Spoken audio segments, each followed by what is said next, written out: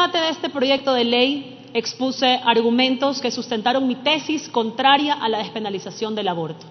Hoy, frente a las 5 causales que están nuevamente proponiendo, quiero simplemente referirme a la despenalización del aborto por violación, porque creo que es la que más notoriedad ha alcanzado en estas últimas semanas, en estos últimos meses, en realidad, en el Ecuador. Y hace unos minutos el asambleísta Palacios lo decía, que este debate no debe girar en torno a preguntarnos si estamos de acuerdo o no con el aborto, que la pregunta real debería ser que si estamos de acuerdo en que una mujer que ha sido violentada vaya presa por abortar.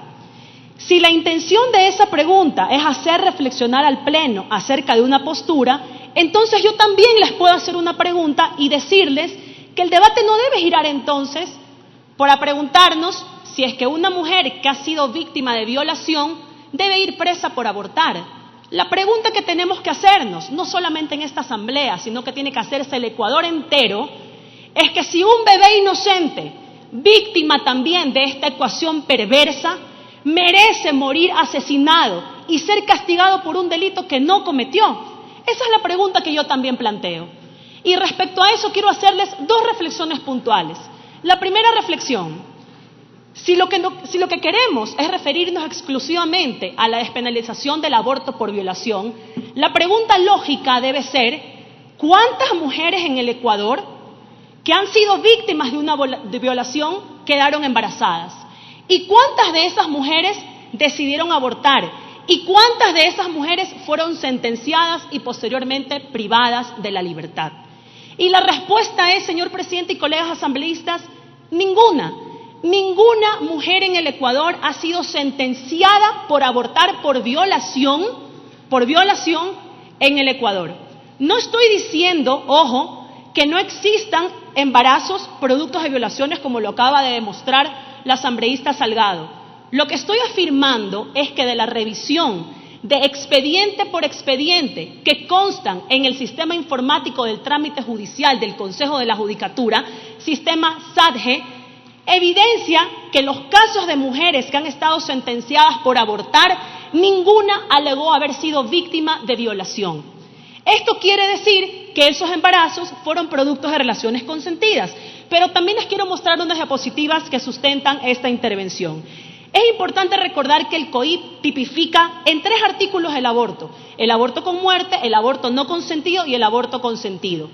Nosotros tenemos que guiarnos en este debate puntual en el artículo 149 y específicamente, la siguiente diapositiva, por favor, hacer una distinción en este artículo, porque el primer inciso se refiere a la pena de la tercera persona que haga abortar y en el segundo inciso se refiere a la pena de la mujer que aborta voluntariamente. Este es el inciso que tiene que guiar este debate.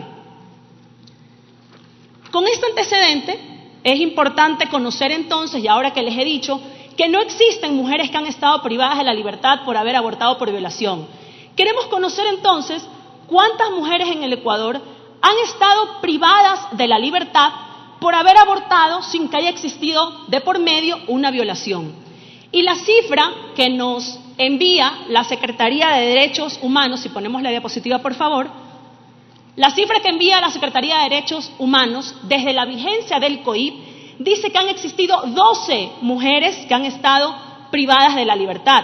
Con eso se rompe el mito de que tenemos las cárceles abarrotadas de mujeres sentenciadas por abortar. Me parece también importante que ustedes conozcan por esta fuente de la Secretaría de Derechos Humanos, antes Ministerio de Justicia, cuántas mujeres actualmente se encuentran privadas de la libertad. Siguiente diapositiva, por favor. Y nos damos cuenta que actualmente existe una mujer con sentencia y una mujer con prisión preventiva. Lo más probable es que al día de hoy ambas mujeres estén en libertad y paso a explicar por qué. Tenemos que analizar el tiempo que estas mujeres han estado privadas de la libertad por el segundo inciso del artículo 149 del COIP. Pese a que la pena prevista en el COIP es de 6 meses a 2 años, los jueces dictan la pena mínima de 6 meses y este tiempo, como les demostraré más adelante, en la mayoría de los casos ni siquiera se cumple. ¿Por qué? Porque los jueces además aplican el artículo 45 del COIP que habla de las atenuantes, y el artículo 630, que habla de la suspensión condicional de la pena. Pero entonces me dirán, ¿por qué se presentan unas cifras y, por ejemplo, el asambleísta Andrade presenta otras? Porque se comete un error fundamental, queridos colegas asambleístas. Están sumando todos los procesos de instrucción fiscal con los procesos que llevan a juicio.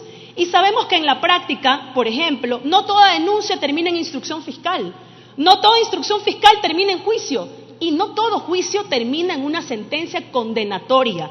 Entonces, si sumamos todo, por supuesto que van a arrojar cifras espeluznantes, pero equivocadas. Y lo cierto es que el Consejo de la Judicatura certifica, la siguiente diapositiva por favor, certifica que han existido en el aborto consentido, les recuerdo nuevamente, segundo inciso del artículo 149, porque si sumo los otros también me darán cifras astronómicas. De los 94 procesos, solo 15 terminaron en sentencia condenatoria. Entonces, si tomamos en cuenta que hace unos minutos les dije que la Secretaría de Derechos Humanos dice 12 han cumplido una pena, pero Judicatura me dice 15, me evidencia que por alguna razón 3 mujeres, a pesar de estar sentenciadas, no estuvieron privadas de la libertad. Pero entonces alguien puede decirme, con más razón, pues Viviana, si es que no existen casos de mujeres que han sido privadas de la libertad por haber abortado por violación, entonces eliminemos la pena privativa de la libertad, porque se lo he dicho una y otra vez.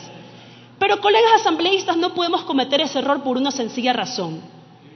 El ius puniendi, o el poder punitivo del Estado, debe proteger los bienes jurídicos de una sociedad, los bienes jurídicos que una sociedad defiende, que en este caso, ¿cuál es? Es la vida, la cual está protegida desde la concepción. Y yo no puedo aceptar, por ejemplo, que habiendo propuesto un proyecto de ley de endurecimiento de penas por maltrato animal, en las que muchas de esas acciones derivarán en penas privativas de libertad, se acepte que cuando se mate a un bebé existan penas no privativas de la libertad. ¿Sería eso darle más importancia a la vida animal a que la vida de un ser humano? Y aquí hay que cuidar la técnica legislativa, hay que respetar la dosimetría penal, esto es la proporcionalidad de la pena. No puede ser que vaya a existir una pena mayor para quien maltrate o mate a un animal que para quien mate a un ser humano. Segundo, y esta es la última reflexión que hago también por tiempo, otro argumento que aquí se ha expresado, y lo dijo el asambleísta Palacios, es que se quiere despenalizar el aborto por violación para proteger los derechos de las mujeres, la que aborte hasta la semana 14, para que no vaya presa. Entonces yo le pregunto al asambleísta Palacios, la reforma que han propuesto tiene un límite legal, 14. ¿Qué pasa con la que aborta la semana 15? Con la que aborta la semana 20. Ahí ya no la defienden, a esa sí que vaya presa. Fíjense ustedes en estas cifras que han sido obtenidas en base a la información que la Judicatura ha proporcionado y que se encuentran desglosadas en el sistema SADGE, las 15 sentencias condenatorias de prisión bajo el COID. Ninguno de estos casos es por violación. Pero para este ejercicio, asumamos que los 15 casos son por violación. Si esta reforma estuviera vigente, la que la mayoría de este pleno quiere aprobar, quiero decirles que la mayoría de mujeres que actualmente o que estuvieron privadas de la libertad, seguirían estando privadas de la libertad, porque la mayoría abortó post semana 14, es decir, fuera del límite legal que se intenta poner aquí en la Asamblea Nacional. También dijeron que hay que despenalizar el aborto por violación para evitar la clandestinidad. El mismo análisis, para evitar la clandestinidad de la semana 14 y la que aborta en la semana 20, ¿cuál es la opción que tiene? Esa sí tiene que ir a la clandestinidad. Colegas asambleístas, para concluir, como lo demostré con cifras en mi primera intervención, y que ahora muchos asambleístas recogen ejemplos de otros países. Un minuto, asambleísta. Termino. En donde tienen despenalizado el aborto e incluso el aborto por violación, quieren que nos sirva de ejemplos, olvidándose que en esos países existe un problema de violencia sexual que no ha disminuido, que en muchos de los casos se ha incrementado. Colegas asambleístas, la defensa de la vida no admite interpretaciones. Sé que mi posición es la minoritaria, pero también sé que es la correcta. No niego que sean reales las cifras de violación que está presentando el asambleísta Andrade, pero no se puede justificar un delito cometiendo otro. Ninguno de las 26.131 casos de denuncia de violación, no es aborto por violación, de violación, disminuirá, desquitándonos con el ser inocente que está en el vientre de la madre. ¿Qué podemos hacer, colegas asambleístas, desde nuestra esfera? Muchísimo. Seguir trabajando en prevención para que no existan niñas, adolescentes ni mujeres violentadas. Trabajar en mejorar los procesos de adopción. ¿Por qué no presentar un proyecto de adopción desde el vientre? Endurecer las penas a los violadores y entender que la solución a los problemas de violencia sexual en nuestro país, esa búsqueda de esa solución le corresponde a la sociedad en general, le corresponde a todas las funciones del Estado, a sus instituciones y sobre todo a las familias. Gracias, presidente. A usted, asambleísta, tiene la palabra, asambleísta Mercedes.